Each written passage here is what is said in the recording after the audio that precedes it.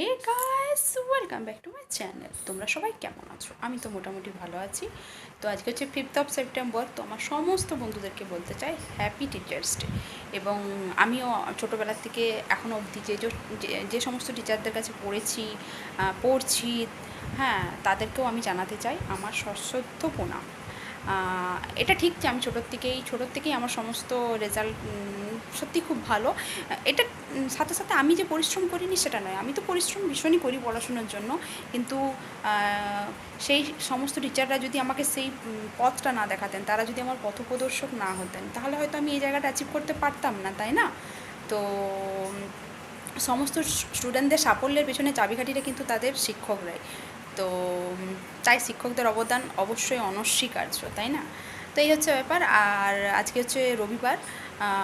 তো এখন বাজে মোটামুটি প্রায় 11:15 বোধহয় পেরিয়ে গেছে। গোপালকে তো তুলে দিয়েছি, দেখো এইখানে রেখে দিয়েছি গোপাল দুটোকে, কি ভালো লাগছে না? আর এখানে যে ইয়েটা রেখেছিলাম, লাকি ব্যাম্পোটা না, এইখানে রেখে দিয়েছি এই জানালার মধ্যে, কারণ এটা পশ্চিম দিক হচ্ছে। এই জানলাটাও খুললাম আজকে, পুরো রুমটা আজকে ভালো করে ক্লিন করলাম। কাল আরও বোধহয় অমাবস্যা আছে, কাল না পরশু আমি ঠিক জানি না। তো দেখো একটু পরে আমার হাজব্যান্ড আসবে দুপুর দিকে। অনেক দিন পরেই আসছে, প্রায় এক সপ্তাহ হয়ে গেল।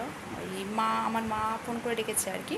তো ও আসবে, তার জন্য রুমটা, ও আসবে বলে নয়, আমি কিন্তু সকাল থেকে রুমটা খুব ক্লিন করছিলাম, তোমরা দেখলে বুঝতে পারবে। দেখো তোমার এই কাভারটা চেঞ্জ করলাম, ঠিক আছে? দেখো ভালো করে টান টান করে বেশ বিছানার চাদরটা পেতেছি। ওদিকে গোপালকে তুলে দিয়েছি বলে এই জায়গাটাও বেশ পরিষ্কার হয়ে গেছে, ঠিক আছে? আর এদিকে এগুলো সব ক্লিন করলাম, চারদিকটা পুরোপুরি। এদিকে ওই জানলাটাও খুলে দিয়েছি, ওই জন্য রুমটা আরও বেশি আলো আলো লাগছে। আর এই জায়গাটা প্রচণ্ড ধুলা হয়, জানো, এইখানটা মানে বাইরে থেকে এসে এখানেই প্রথমে সব কিছু খুলে রাখা হয়, মাস্ক তাক সাবি জাবি। তো এই জায়গাটাও ক্লিন করে নিয়েছি।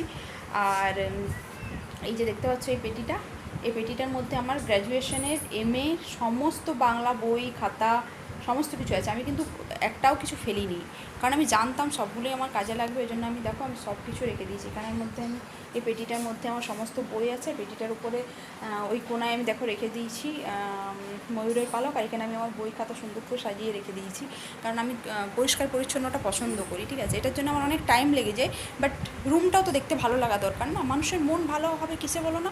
যখন তুমি যে পারিপার্শ্বিক পরিবেশটার মধ্যে থাকবে, তুমি যে রুমটার মধ্যে সারাদিন মানে থাকবে, তো সেই রুমটাই যদি ক্লিন না হয় না, তোমার দেখবে কোনো কিছুতেই মন লাগবে না। বিছানা যদি অগোছালো হয়, সমস্ত যদি এদিক ওদিক পড়ে থাকে, তো ভালো লাগে কি দেখতে রুমটা? ঠিক সেই রকম।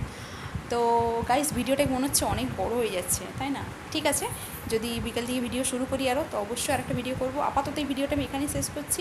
তোমাদের যদি আমার ভিডিও ভালো লাগে থাকে, তো অবশ্যই লাইক করো, চ্যানেলটাকে সাবস্ক্রাইব করবে, আর পাশে থাকা বেল আইকনটাকে প্রেস করে দেবে, যাতে পরবর্তীতে আসা সমস্ত ভিডিও নোটিফিকেশানগুলো তোমরা খুব তাড়াতাড়ি পেয়ে যাও।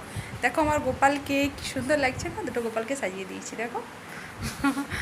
আর আজকে এই নতুন নাইটিটা বার করে পরলাম, কালারটা খুব সুন্দর, কয়েকদিন আগেই কিনেছিলাম। তো ভাবলাম একটু গরম না, একটু জলকাজ করে সকালে মেলেছিলাম ছাদে, তো এখন বেশ নরম লাগছে, আর কালারটাও বেশ বোধহয় মানিয়েছে।